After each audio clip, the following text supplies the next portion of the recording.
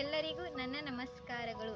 ಕೃಷಿ ವಿಜ್ಞಾನಗಳ ವಿಶ್ವವಿದ್ಯಾಲಯ ರಾಯಚೂರು, ಕೃಷಿ ಮಹಾವಿದ್ಯಾಲಯ ಕಲಬುರಗಿ, ಗ್ರಾಮೀಣ ಕಾರ್ಯಾನುಭವ ಶಿಬಿರ ಗುಂಡೇಪಲ್ಲಿ.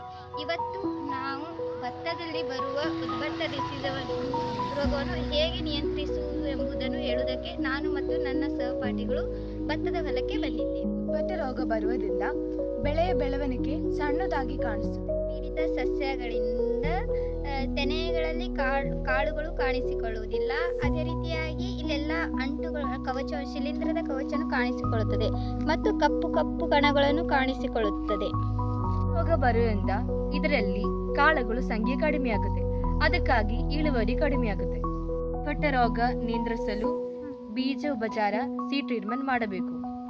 ಈ ಉದ್ಭತ್ತನ ರೋಗವನ್ನು ತಡೆಯಲು ನಾನು ಕೆಲವೊಂದು ಸಾಗುವಳಿ ಕ್ರಮಗಳು ಅಂದರೆ ಕಲ್ಚರಲ್ ಪ್ರಾಕ್ಟೀಸ್ ಅನ್ನು ಹೇಳಿಕೊಡುತ್ತೇನೆ.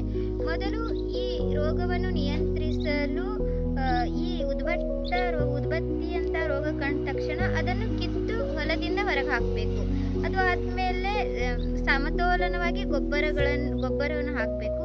ಮತ್ತು ಅದೇ ರೀತಿಯಾಗಿ ನಿರೋಧಕ ಇರುವಂಥ ತಳಿಗಳನ್ನು ಬೆಳೆಯಬೇಕು. ಅದರಿಂದ ಈ ರೋಗವನ್ನು ನಾವು ತಡೆಯಬಹುದು ಮತ್ತು ಇದರ ಇಳುವರಿ ಕೂಡ ಹೆಚ್ಚಾಗುತ್ತದೆ.